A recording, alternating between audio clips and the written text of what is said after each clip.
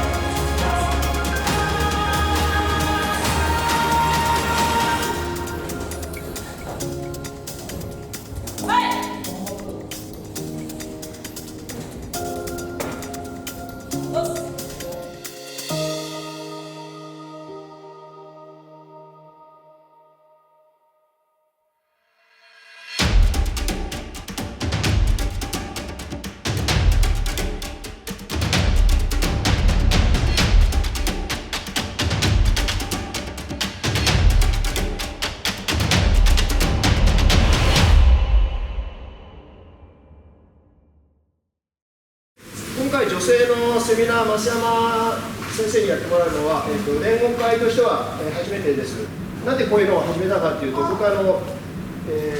外の方に結構回ります。ヨーロッパ、南米、オーストラリアもいろいろ回るんですけれども、海外では、特に南米かな、ヨーロッパでも南米の方が女性の空手家の比率すごく高いん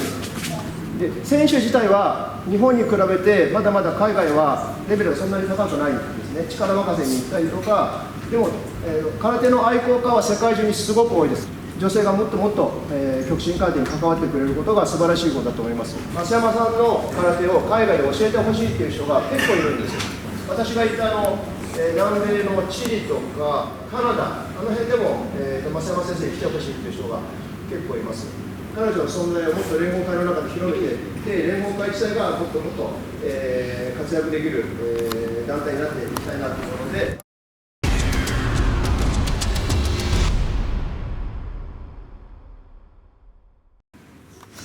やるときに一番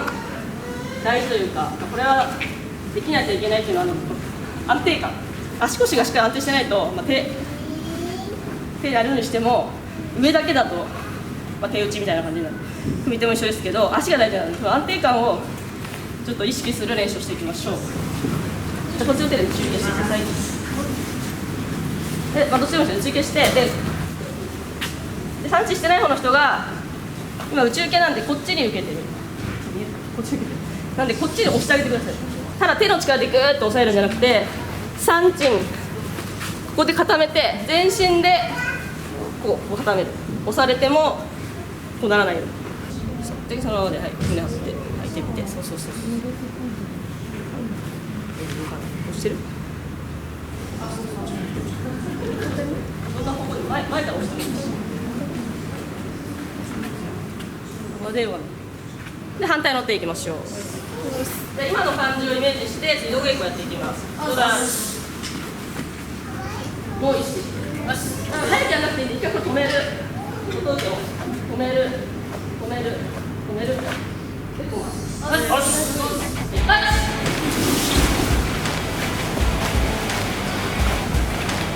2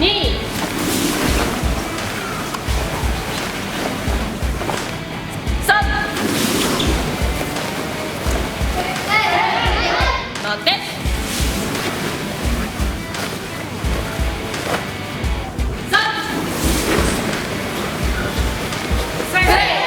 ゆっくりこの体重の移動を意識してこっちに体重乗ってきてる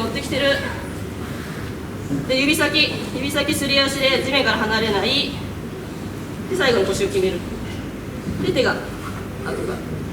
ゆっくり動いていきましょう。重心下腰を落とすっていう意味だけじゃなくて自分の中心が下にあるようにイメージしてバランスをとって2すり足目線は上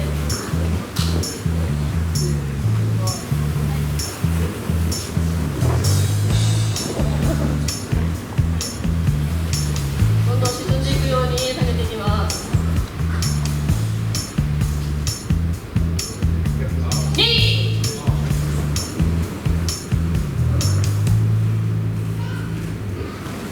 ゆっくり動くことで自分の体重がどう移動して前に出るかをちょっと意識する。で次は人受け前蹴りで前蹴りなんですけどこれだとあんまり意味ないので膝の高さを上げたまま1そのまま中心に持ってきたまま2これで10回1 2 8 9 10蹴るからといって上にこう上がらないこの落としたところそのままの高さで蹴っていきます。で次は前出てから蹴ります。2 3乗ってで前蹴り入れすぎなんでこっちの足もかかとの位置前足がこうやって中に入っちゃうとめっちゃバランス悪いから2出てからそうでかかと上げないのかかと上がってるからかかと上げない3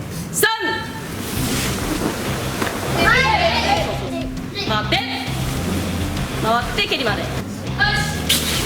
を落としたらこの後ろの高さまで出ていきます。2回手なんだで右足を出します左足を押さない8このように置いています。9大きなそのままでの幅8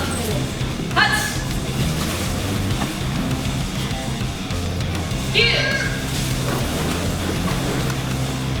最後上段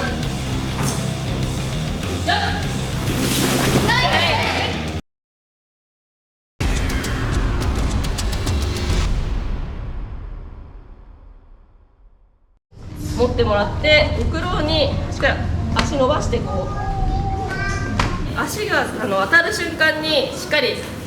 伸びてるんです。これが膝曲がったままこう入るとあんまり効かないなって思うので当たる瞬間に膝がしっかりこう伸びて足が棒みたいな感じになった状態で足伸ばしてこう蹴る練習していきましょう。ちょっとベアになってやってください。2 3 4 9 10前蹴りさっきの肩でも言ったように中足しっかり返して蹴ってそうします。で膝をしっかり上げてこの膝がもう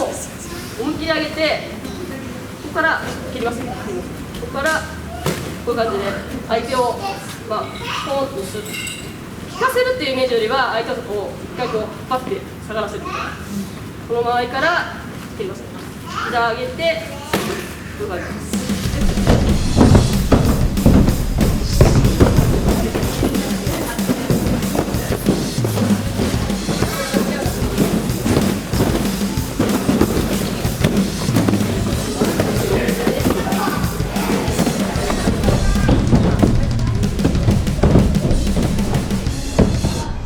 正面入れ、お互い入れ、始め。